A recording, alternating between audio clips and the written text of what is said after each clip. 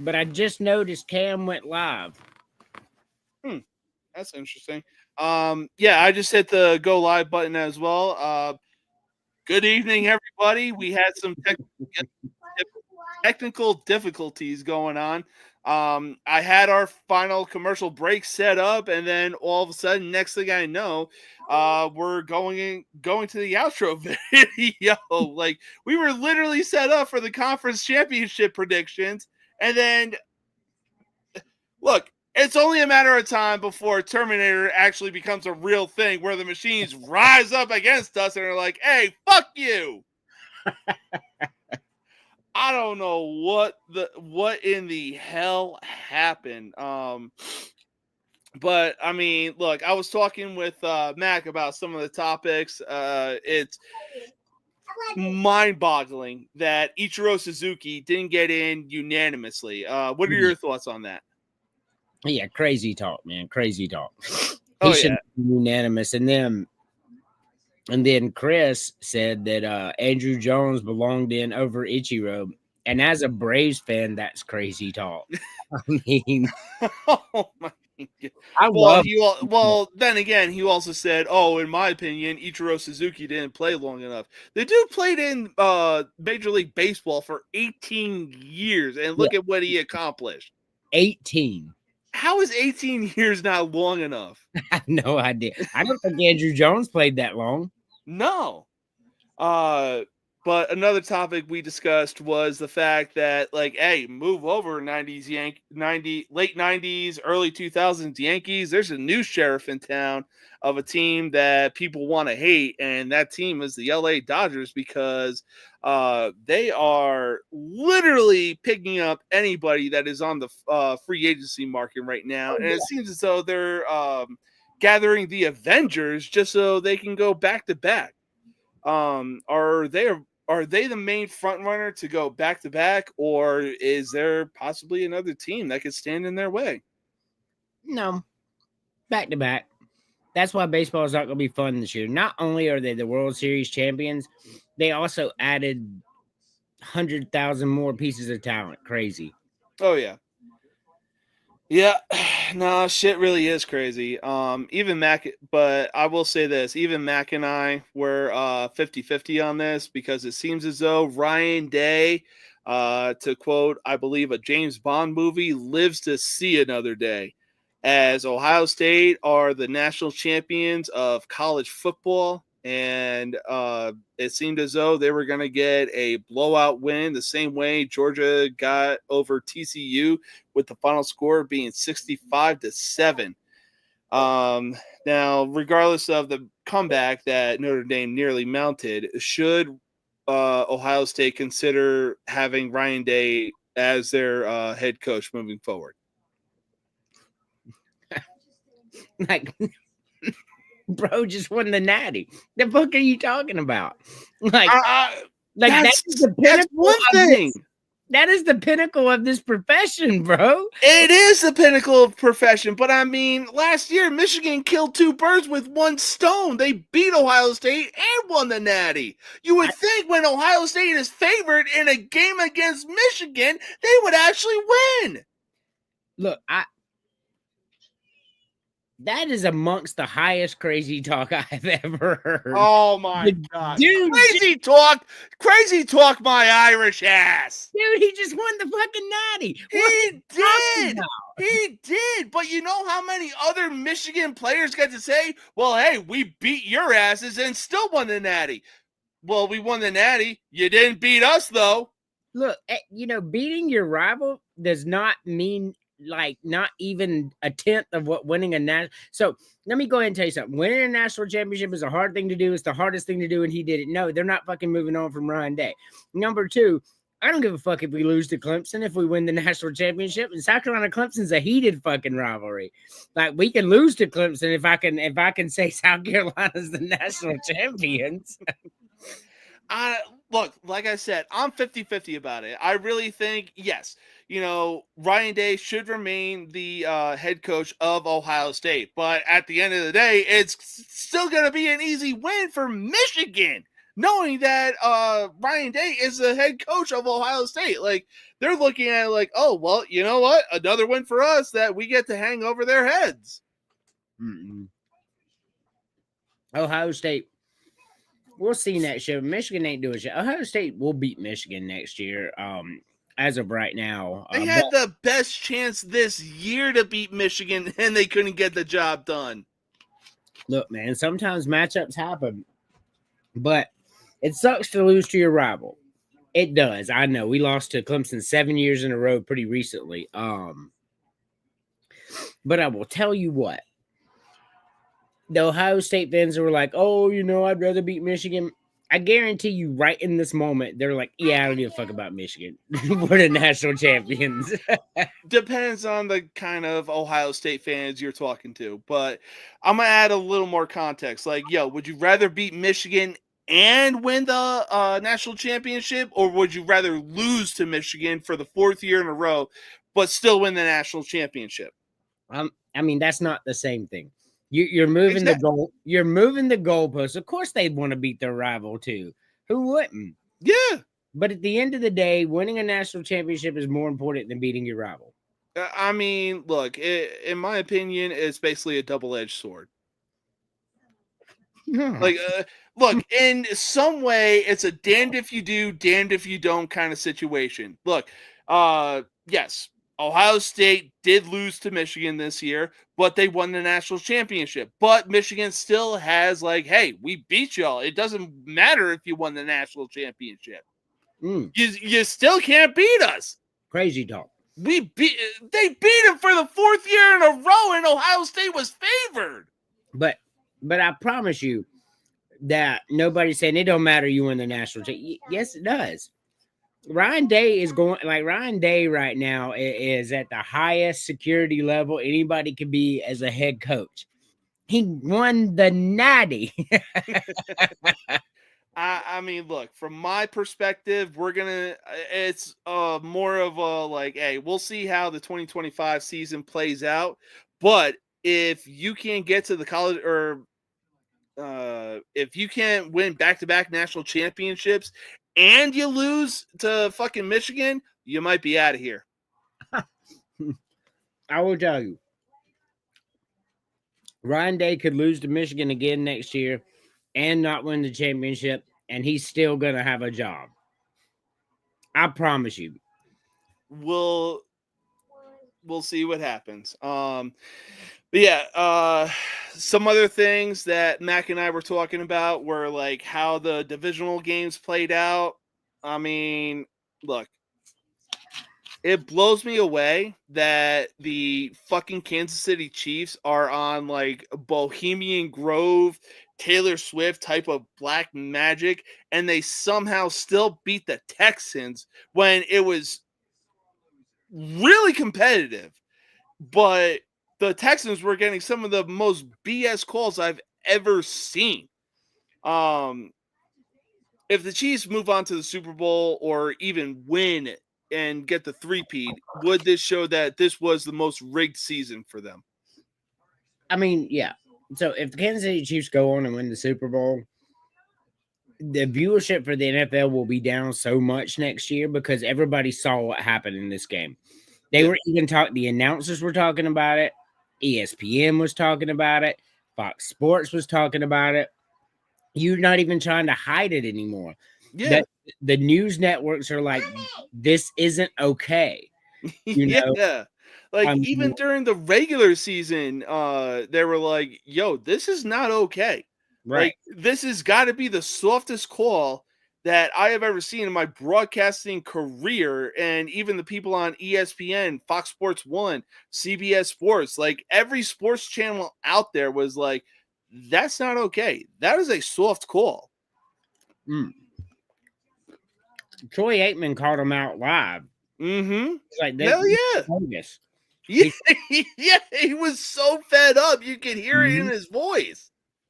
Even Joe Buck was like, yeah, that's not right. That is not right.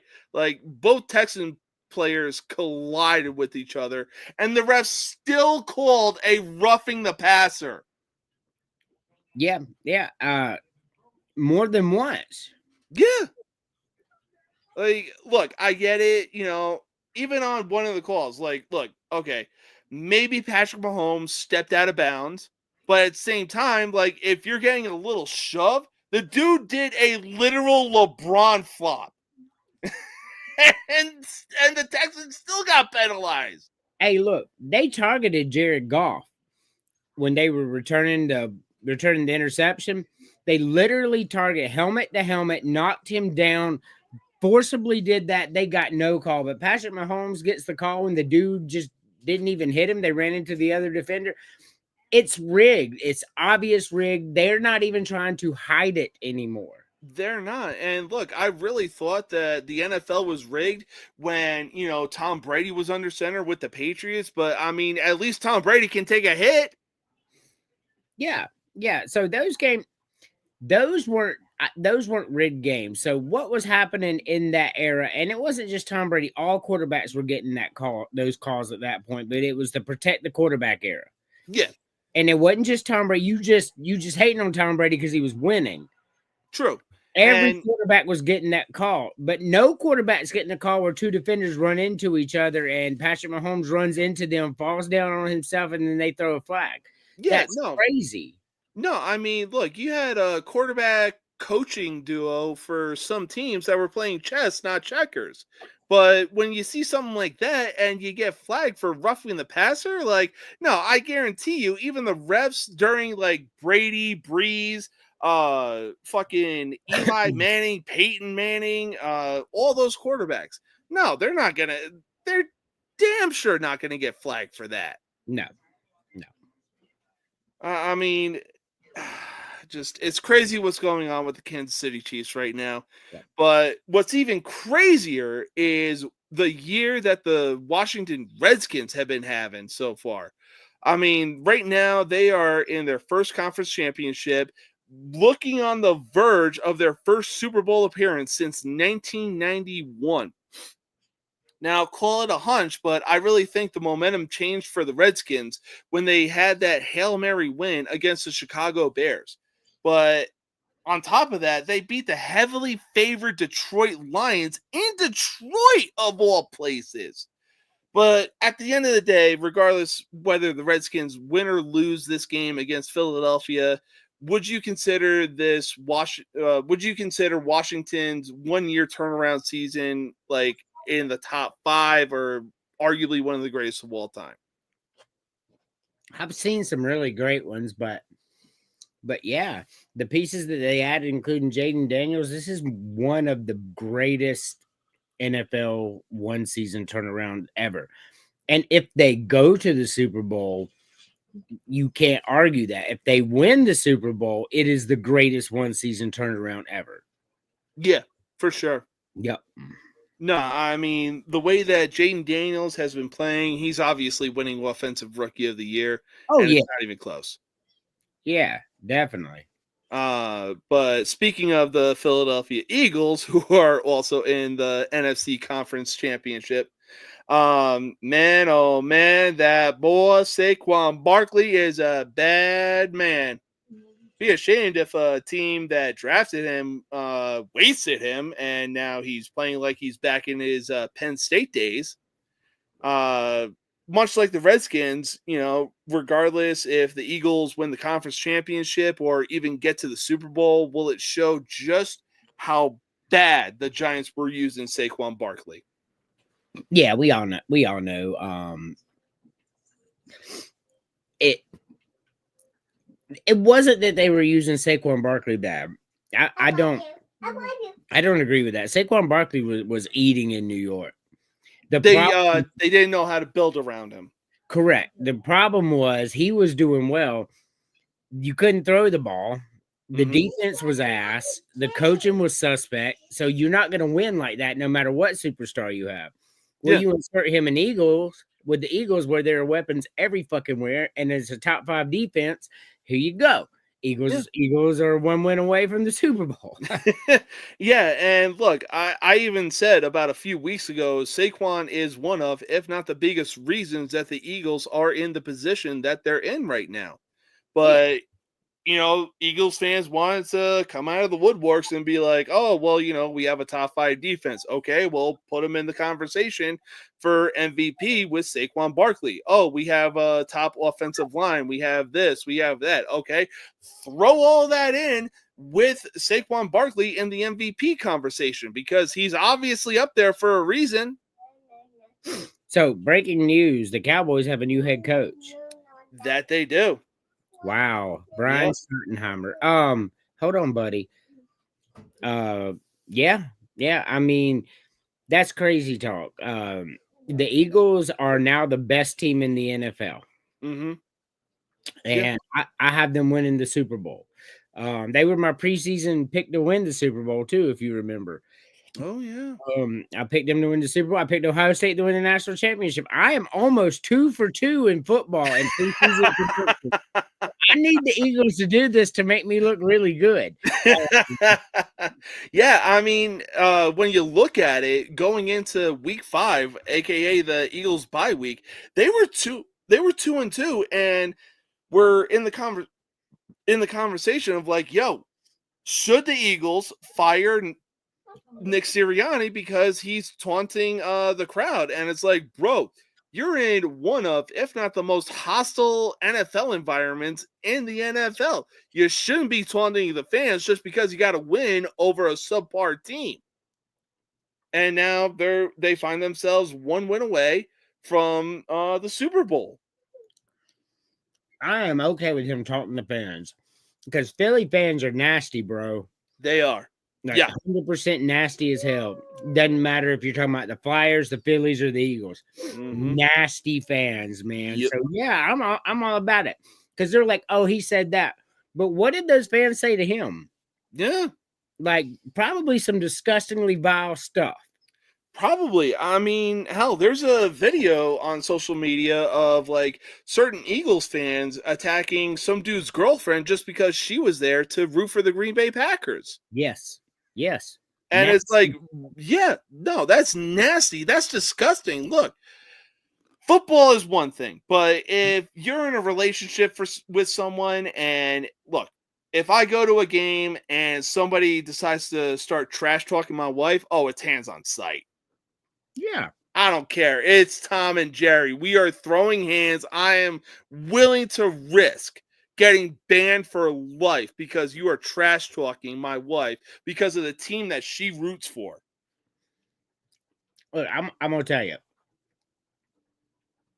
If somebody's just trash talking us, I'm going to walk away. Mm-hmm. But if someone specifically targets my wife, I don't care how many you are. Mm-hmm. Like, you're not going to talk to my wife crazy. Yeah. I don't care how big, how bad, or how strong you think you are. No, it's hands on sight. It is. Like, ain't nobody going to my wife and I'm not regretting it. I'm not going to I don't care if they beat my ass and there's 50 of them. What you're not going to do is talk shit to my wife and get away with it. Hell yeah. No, I completely agree. But yeah, I mean, look, Philly fans are bad. Like, they were throwing snowballs at freaking at a dude that was dressed up as Santa Claus, for crying out loud. Philly fans are the worst fans. I think we can agree. Yeah.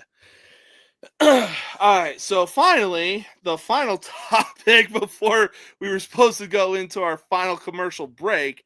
You've heard of NC-17, which most rated R movies that are out there should have the rating of. But would it be any surprise to you if Josh Allen won the MVP this season? Would it be a surprise? Absolutely not. Yeah. Like, he's really, really good. Mm-hmm. I mean, I think Barkley deserves it, but it wouldn't surprise me. Yeah. I mean, look, I was even talking with Mac, like, yo, don't get me wrong, Lamar obviously has the numbers over Josh Allen and everything like that, but Josh Allen, after the win over the Chiefs and handing the Chiefs their first loss on the season, the Bills were just operating on a different level, and Josh Allen was basically the conductor of everything. Yeah. Yeah, I mean, like I won't be upset if he wins it. He had a hell of a season, and I just feel like Barkley had a better season. But if he wins it, I'm okay with that. I mean, like, look at the season he had, bro. Like, I'm good. Oh yeah, for sure. I even let it be known, like, yo, if Lamar wins this, he is essentially the NFL version of NBA player Nikola Jokic. The only difference is Jokic actually has a championship to his name. You know, he's got the numbers, he's got the MVPs, but at the same time, it's like, yo, remind me again, who's going to Kansas City to play the Chiefs while meanwhile the other team is going to Cancun? Yep, that's right. So, I mean, look, the final three or the top five players for the MVP award are none too surprising, Mm-mm. and it's not even close. I mean, Joe Burrow definitely deserves to be in that conversation because of the season he had, and regardless of what the team did. Barkley definitely deserves to be in there because of the season that he had, nearly breaking Eric Dickerson's record. He should have broken it. Yeah, he should have. Who's to pull him back? Mm-hmm. But we'll see what happens when the awards are handed out come I want to say the Pro Bowl. That's usually around the time that the awards are handed out. It's like Pro Bowl awards and then the Super Bowl. Yep, that's right. All right. So what we were supposed to do. Oh god, it's only a matter of time before Terminator becomes a real thing because the machines are looking like they're starting to rise up. Yeah, What we were supposed to do was make the AFC and NFC championship predictions. But for whatever reason, the outro started playing. I don't know what happened. Unreal. I'm ready to talk. I'm like, I'm here. Let's do it. Hey, look, I saw you. All of a sudden, I click one video, and then all of a sudden, the outro started playing. I'm like, no. This shouldn't be happening. This should not be happening. How do I stop this? Well, if we can't stop it, then maybe we just need to manually do it, and not set the outro. Yeah, probably. Yeah. But yeah, so we have the AFC Championship and the NFC Championship set up. But one game we are both we're all looking forward to is the AFC Championship between the Bills and the Kansas City Chiefs. Why? Because you know Josh Allen wants to get that win over Patrick Mahomes and also lead the Bills to their first Super Bowl appearance since God knows how freaking long. Man, you're Twitter famous. Like, we're in round 2, 20 minutes in, you already got 105 people watching. I don't know what it is about you and Twitter, but I mean, you just kill it over here on this platform. Oh, I mean, but yeah, do a bump. I love it. 105 people. We're 20 minutes in. Yeah. I want to thank each and every one of y'all tuning in from Twitter. Let's fucking go, baby. That's right. But yeah, the Bills. Give me the Bills. Unless the refs pull another blading cheating, the Chiefs cannot beat the Bills. Yeah. No, I'm going to have to go ahead and go with the Bills as well. I wouldn't be surprised, like I've been saying throughout part 1 of the episode, if you want to check it out. Be sure to check it out on all forms of social media. But look, I wouldn't be surprised if the Chiefs go back to Bohemian Grove. I know that's quite a drive because it's in Northern California and pull some black fucking magic, and Taylor Swift is there as well. But at the end of the day, I'm taking the Buffalo Bills. We all want to see them in the Super Bowl, and it's not even close. Right. But I wanted a virtual background too. But for the NFC Championship, we have the Philadelphia Eagles taking on the Washington Redskins. Yeah, give me the Eagles. A great story by the Commanders, Redskins. However, I think it's going back to the Redskins. I've seen some more traction on that today, so it's really cool. A really good story. But they got lucky to beat the Lions. A couple questionable calls that went their way. Jared Goff made some strange. Anyway, They won't have that same opportunity with the Eagles. I think the Eagles are playing lights out, and I think they're the best team in football. Yeah, I mean, that wouldn't surprise me as well. Being a Giants fan and everything like that. As much as I hate the Eagles, I got to give credit where credit is due. They're having a phenomenal season and everything like that. I'm going to have to go ahead and go with the Eagles. But in the back of my head, I'm going to make sure that I got the Redskins on upset alert just because of the way that they've been playing this year. Hmm. Hell of a season. They're in the NFC Championship game. You can't deny it. Hell no, you can't. I mean, on top of that, they're on the verge of their first Super Bowl appearance since 1991. Yep. That means, as far as the NFC East is confirmed, the Dallas Cowboys have the longest, championship drought Yep. in the NFC East. Sucks to be a Cowboys fan, baby. Oh, it does. I mean, you had arguably one of the worst seasons, probably since I want to say 2020, when a losing team from the NFC East went to the playoffs. That team being the Washington football team, when they were called that, because Dan Snyder is a effing witch. Mostly because you got kids in the background. I'm trying to keep the swearing at a minimum. It'll be all right. He's watched me. He's been with me when I watch Gamecock football. Ain't nothing gonna fair enough. But yeah, look, Cowboy fans, it doesn't matter what you say. We have 5 Super Bowls. It's our year. No, the hell it ain't. The Giants have more Super Bowls. The Eagles won a Super Bowl and are on the verge of looking for another Super Bowl.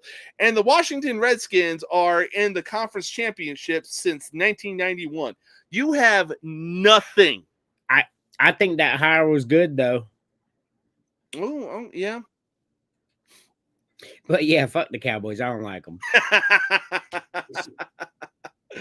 Oh man. But yeah, technical difficulties aside, look, I don't know what happened, but hey, always a pleasure having you on. I'm glad that we got to recap this today's show in just under half an hour. Wow.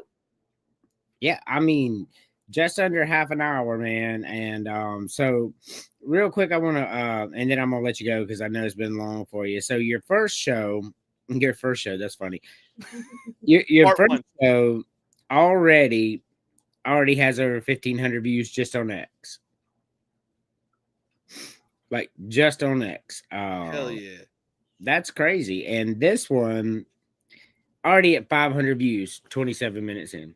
Jesus, Mary and Joseph. And that's just X. I ain't even looked at Facebook or nothing. Oh yeah, no, I'm about to look at Facebook and other social media platforms. Thanks, man. Hey, thanks for coming on, and hey, enjoy the rest of your Friday night. Oh, I am. All right. Peace. All right. So again, this is part 2 of tonight's episode of No Mercy Sports. Again, I don't know what the hell even happened, but look, it is what it is. Friday Night SmackDown is on right now. On top of that, we got the conference championship games coming up this weekend. You're not going to want to miss it. On top of that, Sunday morning, be sure to tune in for Game Day Countdown with Mac and James. Sunday night, be sure to tune in for Football Frame of Mindset. These dudes know what they're talking about. They're energetic, and man, oh man, are they fun to work with. I'll tell you what. But for now, until then, look, I use this as a safety brief for soldiers that I look out for in the military, and I would just want to say this.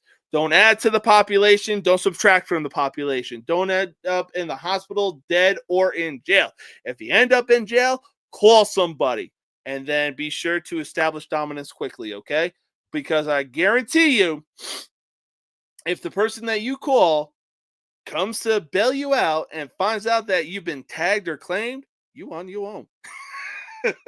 Hey, all joking aside, real talk, have fun though. Have fun this weekend. Know your limits, but have some fun. That is all I got to say about that. Until then, until next week, until Sunday morning, I will see y'all then. Peace